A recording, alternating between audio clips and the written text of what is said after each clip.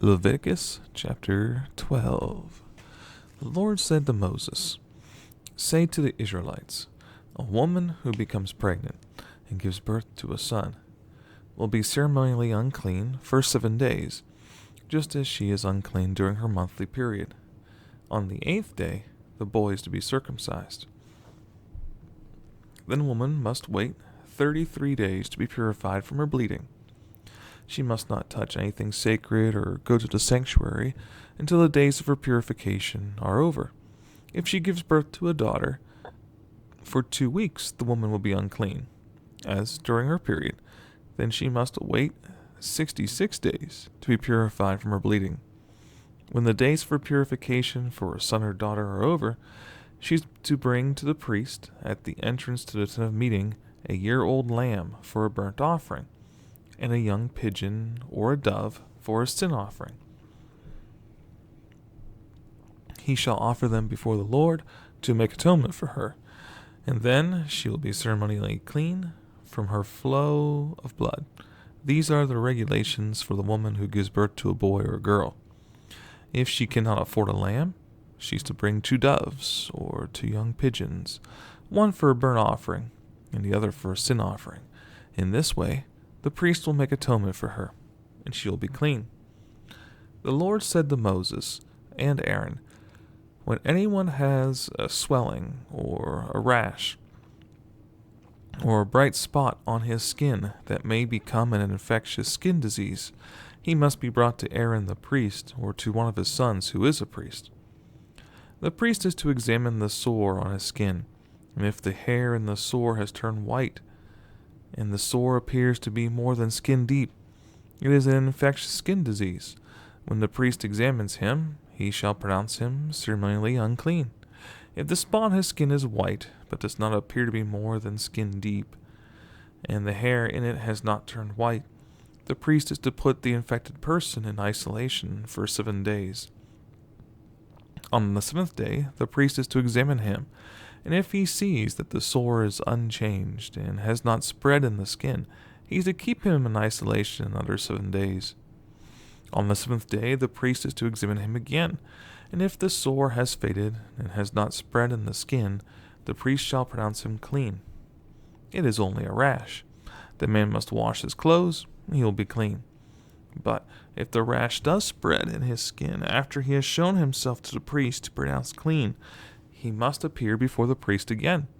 The priest is to examine him, and if the rash has spread in the skin, he shall pronounce him unclean.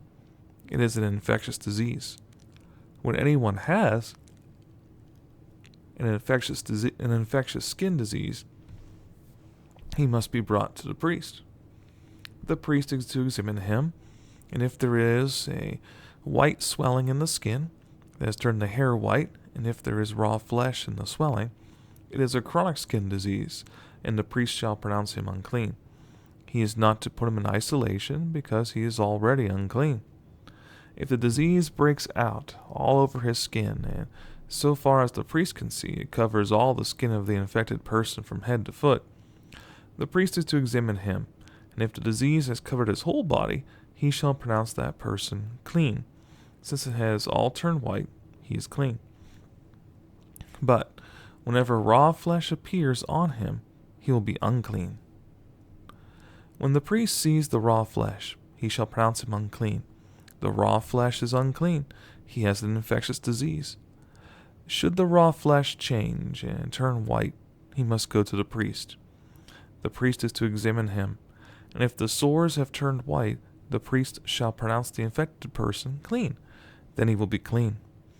When someone has a boil on his skin and it heals, and in the place where the boil was, a white swelling or a reddish-white spot appears, he must present himself to the priest. The priest is to examine it, and if it appears to be more than skin deep, and the hair in it has turned white, the priest shall pronounce him unclean. It is an infectious skin disease that has broken out where the boil was. But if, when the priest examines it, there is no white hair in it, and it is not more than skin deep, and has faded, then the priest is to put him in isolation for 7 days. If it is spreading in the skin, the priest shall pronounce him unclean. It is infectious. But if the spot is unchanged and has not spread, it is only a scar from the boil, and the priest shall pronounce him clean. When someone has a burn on his skin and a reddish white or white spot appears in the raw flesh of the burn, the priest is to examine the spot.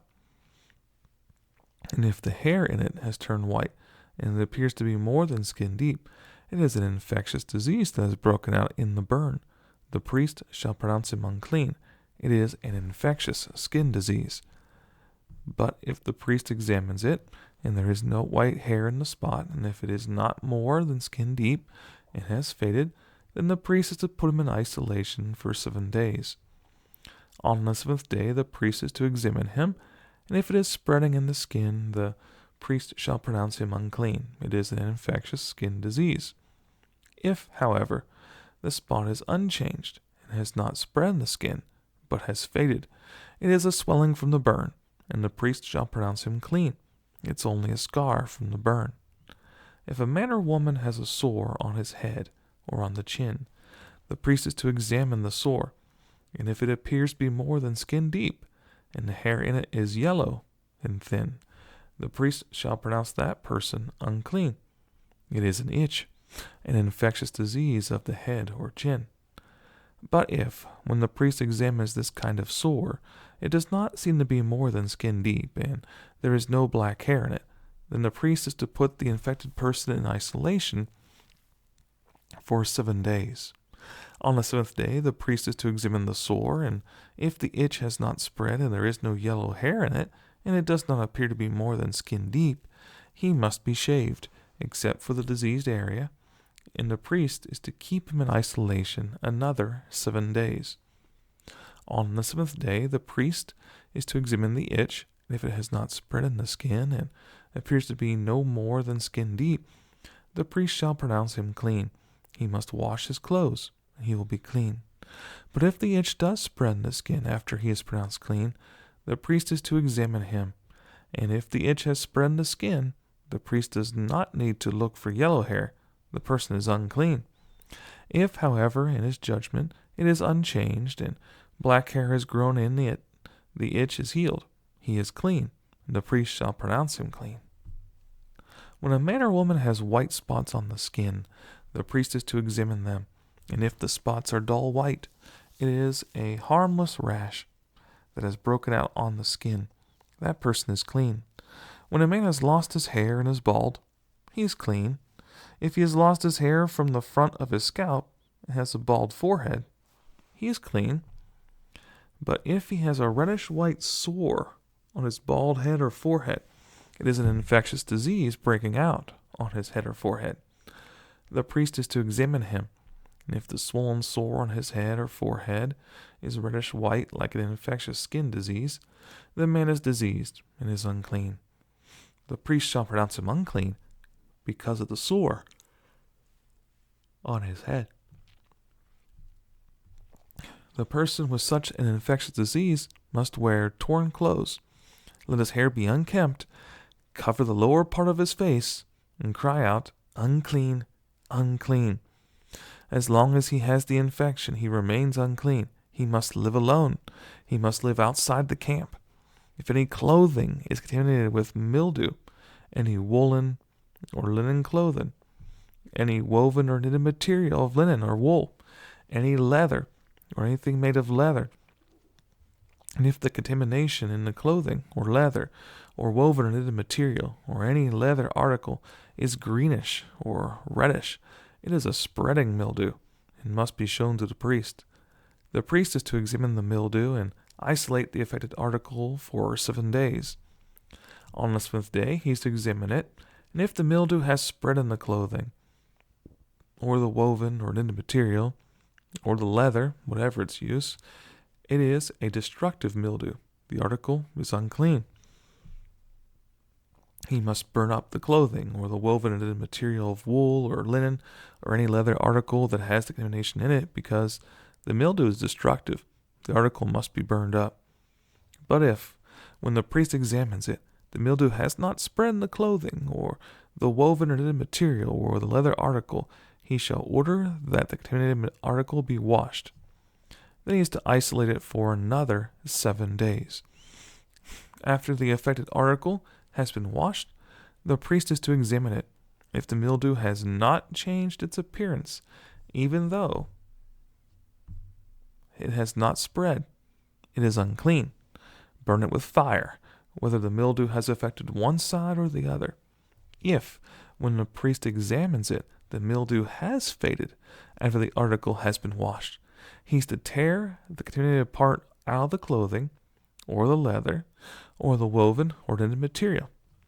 But if it reappears in the clothing, or in the woven or knitted material, or in the leather article, it is spreading, and whatever has the mildew must be burned with fire. The clothing, or the woven or knitted material, or any leather article that has been washed and is rid of the mildew must be washed again, and it will be clean. These are the regulations concerning contamination by mildew in woolen or linen clothing, woven or knitted material, or any leather article, for pronouncing them clean or unclean. The Lord said to Moses, "These are the regulations for the diseased person at the time of his ceremonial cleansing, whether he is brought to the priest." When he is brought to the priest. The priest is to go outside the camp and examine him. If the person has been healed of his infectious skin disease, the priest shall order that 2 live, clean birds and some cedar wood, scarlet yarn, and hyssop be brought for the one to be cleansed. Then the priest shall order that one of the birds be killed over fresh water in a clay pot. He is then to take the live bird and dip it, together with the cedar wood, the scarlet yarn, and the hyssop, into the blood of the bird that was killed over the fresh water. 7 times he shall sprinkle the one to be cleansed of the infectious disease and pronounce him clean. Then he is to release the live bird in the open fields. The person to be cleansed must wash his clothes, shave off all his hair, and bathe with water. Then he'll be ceremonially clean. After this, he may come into the camp, but he must stay outside his tent for 7 days. On the 7th day he must shave off all his hair. He must shave his head, his beard, his eyebrows, and the rest of his hair. He must wash his clothes and bathe himself with water, and he will be clean. On the 8th day he must bring 2 male lambs and 1 ewe lamb, a year old, each without defect, along with 3/10 of an ephah of fine flour mixed with oil for a grain offering, and 1 log of oil. The priest who pronounces him clean shall present both the one to be cleansed and his offerings before the Lord at the entrance to the tent of meeting. Then the priest is to take one of the male lambs and offer it as a guilt offering, along with the log of oil. He shall wave them before the Lord as a wave offering. He is to slaughter the lamb in the holy place where the sin offering and the burnt offering are slaughtered. Like the sin offering, the guilt offering belongs to the priest. It is most holy. The priest is to take some of the blood of the guilt offering and put it on the lobe of the right ear of the one to be cleansed, on the thumb of his right hand, and on the big toe of his right foot.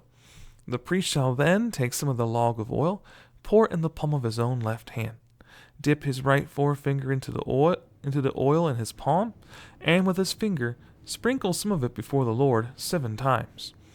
The priest is to put some of the oil remaining in his palm on the lobe of the right ear of the one to be cleansed, on the thumb of his right hand, and on the big toe of his right foot, on top of the blood of the guilt offering. The rest of the oil in his palm the priest shall put on the head of the one to be cleansed, and make atonement for him before the Lord. Then the priest is to sacrifice the sin offering, and make atonement for the one to be cleansed from his uncleanness. After that, the priest shall slaughter the burnt offering, and offer it on the altar, together with the grain offering, and make atonement for him, and he will be clean. If, however, he is poor and cannot afford these, he must take 1 male lamb as a guilt offering to be waved, to make atonement for him, together with 1/10 of an ephah of fine flour mixed with oil for a grain offering, a log of oil, and 2 doves or 2 young pigeons, which he can afford, one for a sin offering and the other for a burnt offering. On the 8th day he must bring them for his cleansing to the priest at the entrance to the tent of meeting before the Lord. The priest is to take the lamb for the guilt offering, together with the log of oil, and wave them before the Lord as a wave offering. He shall slaughter the lamb for the guilt offering, and take some of its blood, and put it on the lobe of the right ear of the one to be cleansed, on the thumb of his right hand, and on the big toe of his right foot. The priest is to pour some of the oil into the palm of his own left hand, and with his right forefinger sprinkle some of the oil from his palm 7 times before the Lord. Some of the oil in his palm he's to put on the same places he put the blood of the guilt offering, on the lobe of the right ear of the one to be cleansed, on the thumb of his right hand, and on the big toe of his right foot. The rest of the oil in his palm the priest shall put on the head of the one to be cleansed, to make atonement for him before the Lord. Then he shall sacrifice the doves or the young pigeons, which the person can afford, one as a sin offering and the other as a burnt offering, together with the grain offering. In this way the priest will make atonement before the Lord on behalf of the one to be cleansed. These are the regulations for anyone who has an infectious skin disease and who cannot afford the regular offerings for his cleansing. The Lord said to Moses, "When you enter the land of Canaan, which I am giving you as your possession, and I put a spreading mildew in a house in that land, the owner of the house must go and tell the priest, 'I have seen something that looks like mildew in my house.' The priest is to order the house to be emptied before he goes in to examine the mildew, so that nothing in the house will be pronounced unclean. After this, the priest is to go in and inspect the house. He's to examine the mildew on the walls, and if it has greenish or reddish depressions that appear to be deeper than the surface of the wall, the priest shall go out the doorway of the house and close it up for 7 days. On the 7th day the priest shall return to inspect the house. If the mildew has spread on the walls, he's to order that the contaminated stones be torn out and thrown into an unclean place outside the town. He must have all the inside walls of the house scraped, and that material that is scraped off dumped into an unclean place outside the town. Then they are to take other stones to replace these, and take new clay and plaster the house. If the mildew reappears in the house after the stones have been torn out and the house scraped and plastered, the priest is to go and examine it, and if the mildew has spread in the house, it is a destructive mildew. The house is unclean. It must be torn down, its stones, timbers, and all the plaster, and taken out of the town to an unclean place. Anyone who goes into the house while it is closed up will be unclean till evening. Anyone who sleeps or eats in the house must wash his clothes. But if the priest comes to examine it, and the mildew has not spread after the house has been plastered, he shall pronounce the house clean, because the mildew is gone. To purify the house, he is to take 2 birds and some cedar wood, scarlet yarn, and hyssop. He shall kill one of the birds over fresh water in a clay pot. Then he is to take the cedar wood, the hyssop, the scarlet yarn, and the live bird, dip them into the blood of the dead bird and the fresh water, and sprinkle the house 7 times. He shall purify the house with the bird's blood, the fresh water, the live bird, the cedar wood, the hyssop, and the scarlet yarn. Then he is to release the live bird in the open fields outside the town.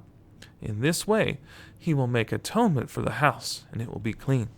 These are the regulations for any infectious skin disease, for an itch, for mildew in clothing or in a house, and for a swelling, a rash, or a bright spot, to determine when something is clean or unclean. These are the regulations for infectious skin diseases and mildew. The Lord said to Moses and Aaron, "Speak to the Israelites and say to them, when any man has a bodily discharge, the discharge is unclean. Whether it continues flowing from his body or is blocked, it will make him unclean. This is how his discharge will bring about uncleanness. Any bed the man with a discharge lies on will be unclean, and anything he sits on will be unclean. Anyone who touches his bed must wash his clothes, bathe with water, and he will be unclean till evening. Whoever sits on anything that the man with a discharge sat on must wash his clothes and bathe with water, and he will be unclean till evening. Whoever touches the man who has a discharge must wash his clothes and bathe with water, and he'll be unclean till evening. If the man with the discharge spits on someone who is clean, that person must wash his clothes and bathe with water, he'll be unclean till evening. Everything the man sits on when riding will be unclean, and whoever touches any of the things that were under him will be unclean till evening. Whoever picks up those things must wash his clothes and bathe with water, and he will be unclean till evening. Anyone the man with a discharge touches without rinsing his hands with water must wash his clothes and bathe with water, and he will be unclean till evening. A clay pot that the man touches must be broken, and any wooden article is to be rinsed with water. When a man is cleansed from his discharge, he's to count off 7 days for his ceremonial cleansing. He must wash his clothes and bathe himself with fresh water, and he will be clean. On the 8th day, he must take 2 doves or 2 young pigeons and come before the Lord to the entrance to the tent of meeting and give them to the priest. The priest is to sacrifice them, the one for a sin offering and the other for a burnt offering. In this way, he will make atonement before the Lord for the man because of his discharge. When a man has an emission of semen, he must bathe his whole body with water, and he will be unclean till evening. Any clothing or leather that has semen on it must be washed with water, and it will be unclean till evening. When a man lies with a woman, and there is an emission of semen, both must bathe with water, and they will be unclean till evening. When a woman has her regular flow of blood, the impurity of her monthly period will last 7 days, and anyone who touches her will be unclean till evening. Anything she lies on during her period will be unclean, and anything she sits on will be unclean. Whoever touches her bed must wash his clothes and bathe with water, and he will be unclean till evening. Whoever touches anything she sits on must wash his clothes and bathe with water, and he will be unclean till evening. Whether it is the bed or anything she was sitting on, when anyone touches it, he will be unclean till evening. If a man lies with her, and her monthly flow touches him, he will be unclean for 7 days. Any bed he lies on will be unclean.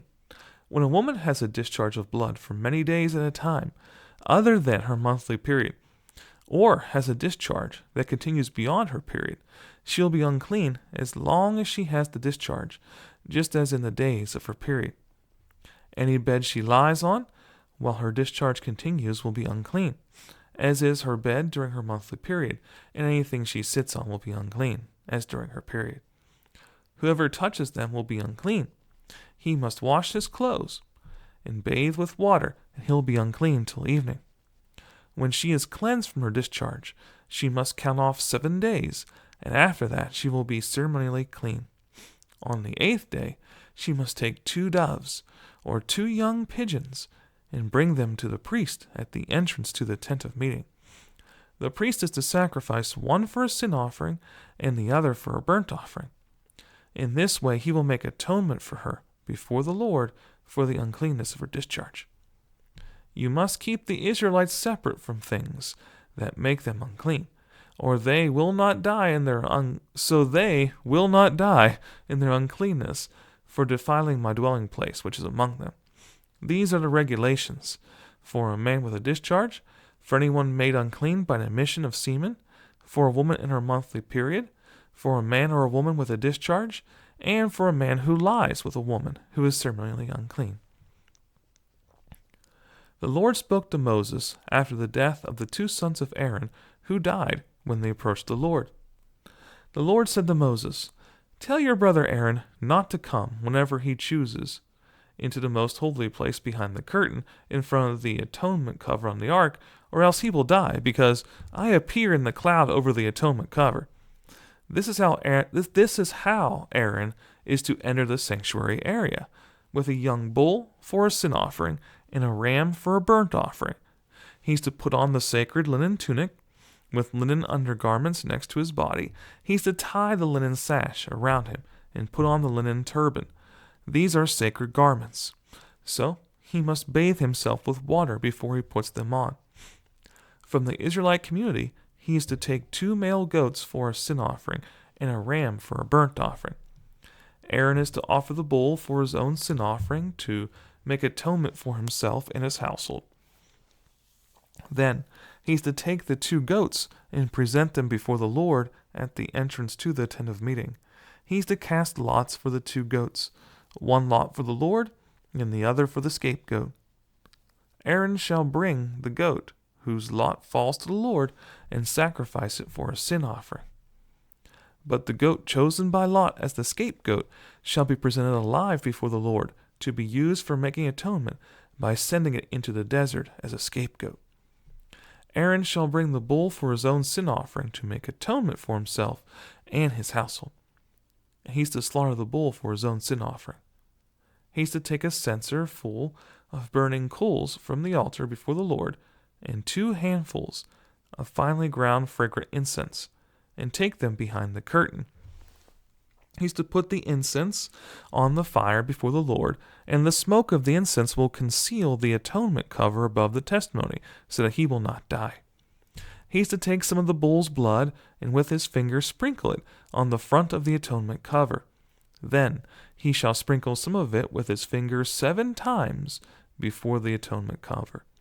He shall then slaughter the goat for the sin offering, for the people, and take its blood behind the curtain, and do with it as he did with the bull's blood. He shall sprinkle it on the atonement cover and in front of it. In this way he will make atonement for the most holy place, because of the uncleanness and rebellion of the Israelites, whatever their sins have been. He is to do the same for the tent of meeting, which is among them in the midst of their uncleanness. No one is to be in the tent of meeting from the time Aaron goes in to make atonement in the most holy place until he comes out, having made atonement for himself, his household, and the whole community of Israel. Then he shall come out to the altar that is before the Lord and make atonement for it. He shall take some of the bull's blood and some of the goat's blood and put on all the horns of the altar. He shall sprinkle some of the blood on it with his finger 7 times to cleanse it and to consecrate it from the uncleanness of the Israelites. When Aaron has finished making atonement for the most holy place, the tent of meeting and the altar, he shall bring forward the live goat. He's to lay both hands on the head of the live goat and confess over it all the wickedness and rebellion of the Israelites, all their sins, and put them on the goat's head. He shall send the goat away into the desert in the care of a man appointed for the task. The goat will carry on itself all their sins to a solitary place, and the man shall release it in the desert. Then Aaron is to go into the tent of meeting and take off the linen garments he put on before he entered the most holy place. He's to leave them there. He shall bathe himself with water in a holy place and put on his regular garments. Then he shall come out and sacrifice the burnt offering for himself and the burnt offering for the people, to make atonement for himself and for the people. He shall also burn the fat of the sin offering on the altar. The man who releases the goat as a scapegoat must wash his clothes and bathe himself with water. Afterward he may come into the camp. The bull and the goat for the sin offerings, whose blood was brought into the most holy place to make atonement, must be taken outside the camp. Their hides, flesh, and offal will be burned up. The man who burns them must wash his clothes and bathe himself with water. Afterward he may come into the camp. This is to be a lasting ordinance for you. On the 10th day of the 7th month you must deny yourselves and not do any work, whether native born or an alien living among you, because on this day atonement will be made for you to cleanse you. Then before the Lord you will be clean from all your sins. It is a Sabbath of rest, and you must deny yourselves. It is a lasting ordinance. The priest who is anointed and ordained to succeed his father as high priest is to make atonement. He is to put on the sacred linen garments and make atonement for the holy plate, for the most holy place, for the tent of meeting and the altar, and for the priest and all the people of the community. This is to be a lasting ordinance for you. Atonement is to be made once a year for all the sins of the Israelites, and it was done as the Lord commanded Moses.